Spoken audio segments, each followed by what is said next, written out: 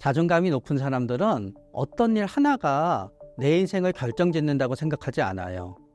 뭔가 삶에서 하나가 빠져나가더라도 내 삶에는 다른 게 남아있고 나는 다시 내 삶을 이어갈 수 있다고 생각하거든요. 주위에서 다 안 된다고 생각하고 나도 너무 괴롭고 그만둬야 된다는 걸 아는데 그만두지 못할 때는 혹시 내가 너무 나의 자존감이 굉장히 낮아져 있지 않나 생각해 봐야 돼요.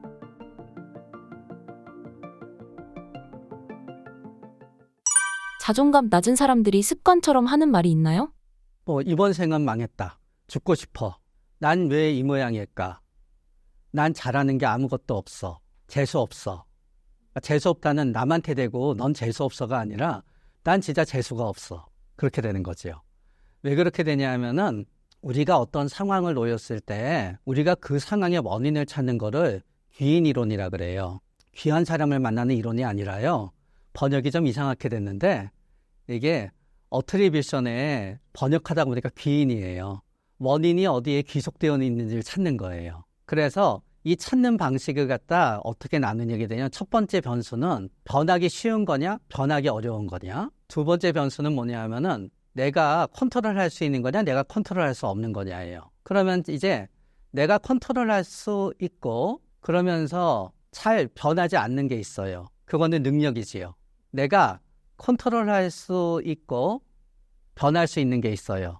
노력이지요. 그러나 솔직히 말씀드리면은 노력하는 것도 능력인 것 또한 사실이에요. 그러나 노력하는 능력을 갖춘 사람들한테는 노력은 내가 컨트롤할 수 있으면서 변할 수 있는 변수예요. 내가 컨트롤할 수 없으면서 변하지 않는 게 있어요. 너무 힘든 일이야. 내가 컨트롤할 수 없으면서 맨날 왔다 갔다 하는 게 있어요. 운이에요. 결국은 자존감이라고 하는 거는 나 자신을 믿는 나의 능력과 나의 노력에 대한 확신에서 와요. 결국은 자존감이 높은 사람들은 문제가 발생했을 때 나를 믿기 때문에, 나를 스스로 존중한다는 거는 나를 믿는 거거든요.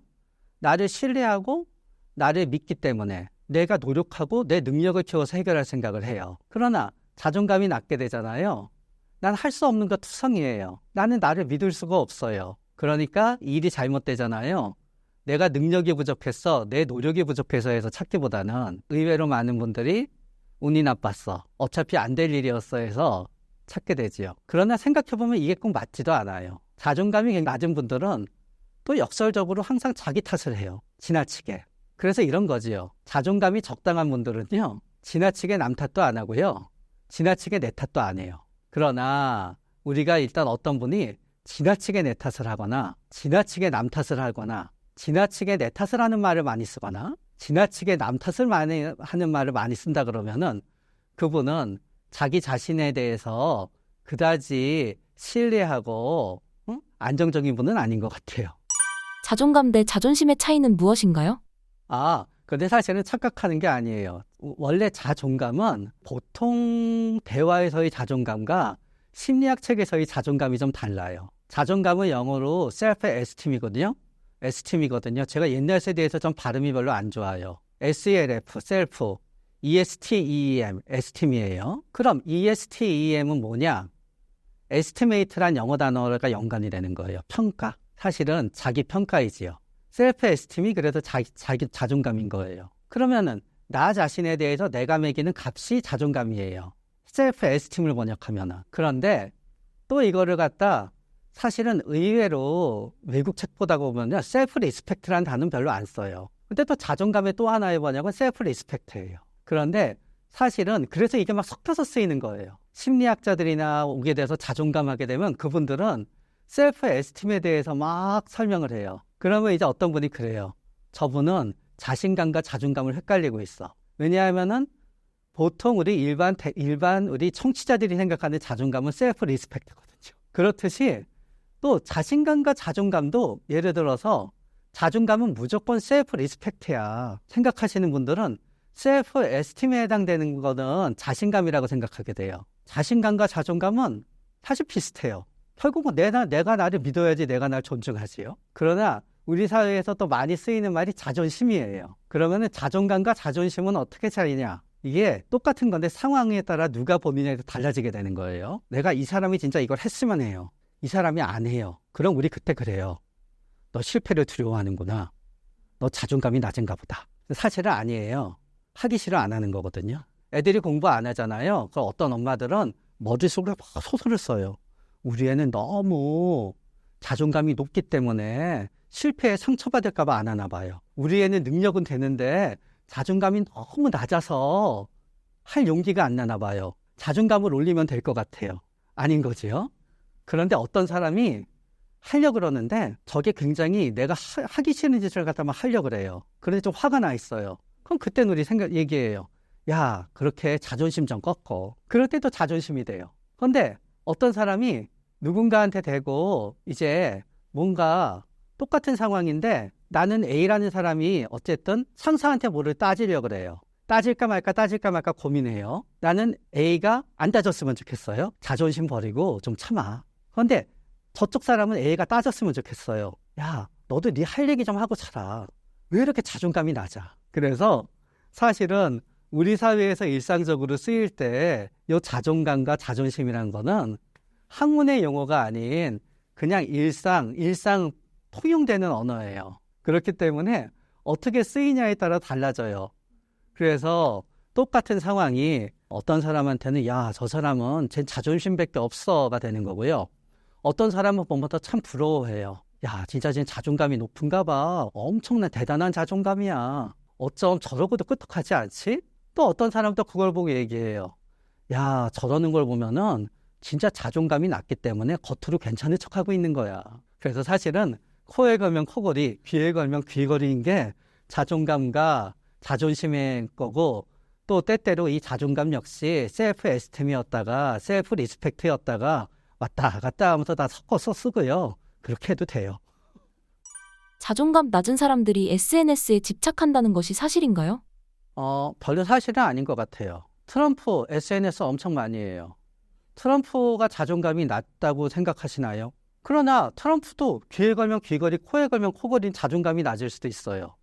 왜냐하면 자기 자신에 대해서 자신이 없으니까 대통령도 돼야 되고 이쁜 아내도 있어야 되고 뭐든지 과시적이고 그렇게 바라보면 트럼프는 자존감이 엉망인 사람이에요. 그러나 어떤 상황에도 무너지지 않는 걸 보면은 자존감이 엄청 센 사람이에요. 트럼프를 좋아하거나 적어도 인정하는 사람은 트럼프한테 자존감이 끝내적으로 트럼프를 싫어하는 사람들은 그래 그렇긴 하지만 저 밑바닥을 보면은 쟤는 자존감 자체가 결여되어 있기 때문에 저 자존감을 과잉 보상하기 위해서 끝없이 저렇게 행동하고 센 척하는 거야가 되게 되는 거지요. 그래서 트럼프가 자존감이 낮다는 사람들은 내 증거가 있어. 뭐야 그러면은 그게 강박증이잖아. 얼마나 불안 수준이 높으면 강박적이겠어.를 증거로 삼는 거고요. 트럼프가 자존감이 높다는 걸 생각하는 사람은 한고자 하는 것 중에 대통령까지 됐잖아. 안 된 게 없잖아. 라고 얘기하게 되는 거예요. SNS도 마찬가지예요. 우리 모두는요. 어떤 사람, 어떤 상황에서는 우리 모두 자기를 굉장히 어떤 면에서는 존중하고요.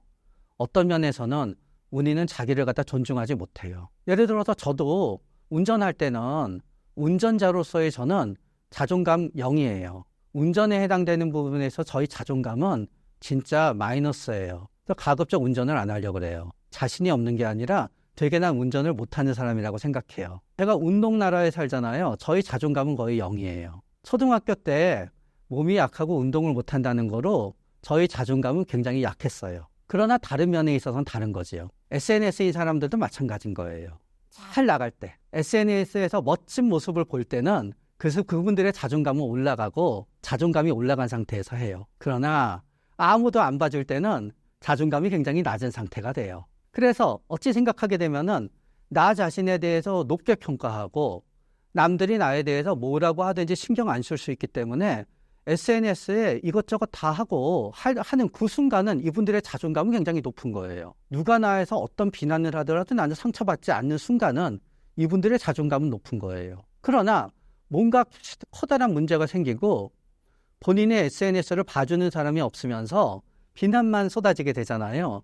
그러면 그때는 이분들은 난 진짜 겉으로 보이는 모습뿐이지 나는 아무것도 제대로 해놓은 게 없어 라고 해서 자존감이 엉망이 되는 거죠. 이제. 그래서 SNS인 사람들은 어떤 점에서 있어서는 실제의 자기보다 더 과장된 거를 표현하는 분들은 실제의 자기보다 억지로 더 나은 거를 보니까 실제의 자신에 대해서는 보여주는 모습보다 낮게 평가하고 있으니까 자존감이 낮은 게 맞는 거고요. 그러나 남들이 뭐라고 하더라도 꿋꿋하게 버티는 분들이나 그때는 이분들의 자존감은 높은 상태인 거예요. 그리고 SNS도 SNS 나름이지요. SNS에 보이는 모습이 진짜 내 모습인 사람은 자존감이나 SNS나 똑같은 거예요. 자존감이 낮지 않은 거예요. 그러나 어떤 분이 실제 내 모습에 대해서는 진짜 자신이 없어서 합성사진으로 내 모습으로 해놓고 한다 그러면 그분은 자존감이 낮은 거겠지요. 남들과 비교를 하면서 상처받는 사람들의 특징이 있나요? 남들이랑 비교하는 거를 우리 상처받지 않아요. 근데 이게 뒤섞여져 있었는데 비교할 때는 여러 감정이 뒤섞여져 있어요. 첫 번째, 되고 싶다. 될 수 있을 것 같아요. 상처받지 않아요. 그때는 비교하면서 오히려 용기를 얻어요. 나도 저렇게 돼야지. 그런데 보고 있어요. 그런데 될까 말까 해요. 그건 부럽다. 이제 부럽다에서는 아직 커다란 상처를 받지 않아요. 저 사람은 내가 갖고 있지 않은 걸 갖고 있어요. 아무리 해도 저거를 갖지 못할 것 같아요. 난 진짜 그거를 갖고 싶어요. 그런데 어차피 나는 못 가질 팔자예요. 이렇게 완전 단념하잖아요. 그때 역시 상처는 별로 안 받고 부럽기만 해요. 그런데 가장 상처받을 때는 뭔가 하면은 제가 운이 좋아서 저렇게 됐지 나도 부모 잘 만났으면 저렇게 됐을 것 같아요. 운이 좋아서 좋은 대학만 들어갔으면 저렇게 됐을 것 같아요. 나도 운이 좋아서 조금만 다른 얼굴로 태어났으면 저렇게 됐을 것 같아요. 마땅히 내가 저거를 누려야만 되는데 나는 운이 나빠서 못 누리고 있고 쟤는 운이 좋아서 누리고 있다. 그랬을 때는 내가 마치 누려야 되는 거를 갖다 저 사람한테 뺏긴 것 같아서 난 상처받지요. 그래서 이게 왔다 갔다 해요. 부러움, 시기, 질투, 그런 다음에 선망, 용기가 왔다 갔다 하기 때문에 우리는 끊지 못하는 거지 어느 한 감정 때문에 끊지 못하는 게 아니에요. 이게 전부 다 왔다 갔다 해요. 그래서 때로는 SNS를 보면서 비교하는 게 꼭 나쁜 것만은 아니에요. 왜냐하면은 아이돌 동화책 보잖아요. 그러면 아이돌 동화책에는 전부 다 공주, 왕자만 나오거든요. 그러니까 어떤 사람들은 그래요. 이게 아주 나쁜 아이들의 그거를 만든대요. 그러나 사실은 우리 어렸을 때 생각해보면은 공주, 왕자 보면서 나도 그 시간 동안 그렇게 되고 싶고 그렇게 될 수 있다고 생각해서 내가 용기를 얻었잖아요. 아이들이 로봇 나오는 만화 좋아하거든요. 무소불위의 힘을 가진. 아이들은 약자잖아요. 그 만화 영화 속에서는 그 로봇을 다루는 아이가 최고 강한 거예요. 그러니까 강하다는 걸 보면서 용기 얻는 거예요. 우리가 CF는 다 아름다운 사람들만 나오지요? 우리가 그거를 보면서 우리는 마음이 편한 거예요. 왠지 보고 있으면. 비슷하게 SNS 보고 있으면요. 우리는 자꾸 SNS를 보면서 시기 질투로 상처받으니까 하지 마만 하지만 사실 대부분의 분들은 SNS에 이렇게 아름다운 물건들, 아름다운 명품들 저걸 걸치고 있는 거 보고 나도 하고 싶다라고 생각을 하면서요. 괴로움을 잊는데 아주 유용하게 잘 쓰고 있어요. 꿈꾸는 거예요. 어차피 그거 안 한다 그래서 이 세상이 더 내가 행복해지는 것도 아니에요. 그러니까 좀 비교한다 그래서 그렇게 불행해지는 것도 아니에요. 자존감 높은 사람들이 절대 하지 않는 행동은 무엇인가요? 저는 자포자기인 것 같아요. 자존감이 높은 사람들은 어떤 일 하나가 내 인생을 결정짓는다고 생각하지 않아요. 뭔가 삶에서 하나가 빠져나가더라도 내 삶에는 다른 게 남아있고 나는 다시 내 삶을 이어갈 수 있다고 생각하거든요. 그러니까 하다가 안 되면요. 완전히 어느 선에서 정리해요. 그러나 우리가 자존감이 낮아져 있잖아요. 그때는 이게 아니면 안 될 것 같은 거예요. 직장에서 맨날 누가 나를 괴롭혀요. 옆에서는 야, 그 직장 그만둬. 그냥 딴 데 가면 되잖아. 근데 나는 왠지 굉장히 내가 나에 대한 평가가 낮고 내가 나를 존중하지 않잖아요. 아니야, 아무도 나를 안 써줄 텐데 여기서 그만두면 여기서 쫓겨나면 난 끝이야. 그래서 포기하지 않아요. 그러다가 어쩔 수 없이 나중에 포기하게 되지요. 그러면 또 포기하고 버림받았다는 것 때문에 자존감이 더 낮아져요. 그래서 우리는 자존감이 낮아질수록 우리는 내 안에 자존감이 있는 게 아니라 밖에서 뭔가가 없으면 끝장날 것 같아요. 이게 안 되면은 안 될 것 같아요. 그게 때때로는 사람이에요. 그러니까 어떤 사람한테 그 사람은 나를 싫다는데도 제발 나를 버리지 말라고 계속 매달려요. 그 사람이 없는 순간 나라는 존재는 없어지고 나의 자존감은 무너지거든요. 어디서 나를 갖다 계속 못 살게 굴더라도 직장이건 아니면 어느 뭐 학교건 대학원의 조교가 됐든 뭐 대기업의 사수가 있고 그 밑에서 있건 검사건 의사건 그게 아니면은 난 끝장날 것 같은 거예요. 그러니까 어떻게든 그게 되려는 거지요. 결국은 나로서의 난 없어져 버리는 거예요. 의사 있나, 검사 있나, 판사 있나, 무슨 그룹 다니는 나, 무슨 대학교 다니는 나, 박사 있나가 나를 다 지배해 버리는 거지. 나머지는 다 없는 거지요. 그러면 자존감이란 게 설 수 있는 공간이 하나도 없지요. 그렇기 때문에 뭔가를 절대로 포기하지 못하고 주위에서 다 안 된다고 생각하고 나도 너무 괴롭고 그만둬야 된다는 걸 아는데 그만두지 못할 때는 혹시 내가 너무 나의 자존감이 굉장히 낮아져 있지 않나 생각해 봐야 돼요. 그리고 거기에 매달리면 매달리고 고통받으면 고통받고 비난받으면 비난받을수록 나의 자존감은 전부 낮아져요. 그러나 자존감이 높은 상태에서는 우리는 이게 아니어도 또 다른 내가 있기 때문에 정리할 수 있게 돼요. 그래서 악순환이 되지요. 정리하고 상처를 덜 받을수록 우리는 어느 정도 되는 자존감을 유지하게 되는 거고요. 상처받고 포기하고 버림받을수록 우리의 자존감은 점점 잔고가 낮아져 가요.